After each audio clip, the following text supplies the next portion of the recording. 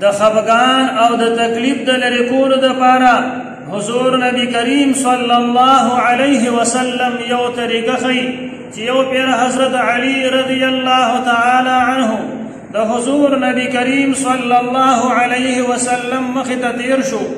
نو حضور نبی کریم صلی الله علیه وسلم ورته فرمایل اے علی سوجد زتا ډیر زیات غمزده او غمجن وینم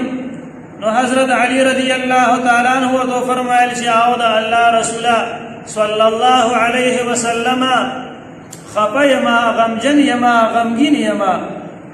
نو حضور نبی کریم صلی الله علیه وسلم ورته ارشاد فرمائی فمر بعض اهلک یؤذن فی اذنک چې تلاړ شه خپل کور والا وخواتا او هغې کې د یو کس تا په غوږونو کې اذان وکړي فانه دواء الهم ځکه دغه اذان په دې غوږ کې کول دا خفګان ختموي دا پریشانی ختموي نن محترمو زمونږ ستاسو په کورونو کې څومره پریشانی دي څومره ټینشنې دي څومره ډیپریشنې دي او د هغې نه بیا نور په زرګونو قسمه بیماری پیدا کیږي خو نن پورې موږ په دې سنت باندې عمل نه وي کړی ځکه به دغه ټینشن بیماری پیدا کیږي دغه ډیپریشن بیماری به پیدا کیږي دغه هارت اٹیک هم د خفګان نه راځي دا برین ټیومر د دماغو رګ چې شلیږي دغې د وجې شلیږي نو راځئ محترمو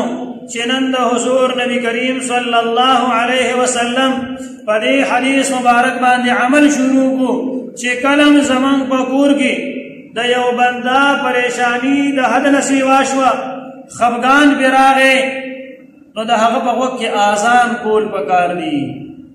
انشاءالله دغه اذان سره به زمون خفګان هم ختمیږي غم به مو هم ختمیږي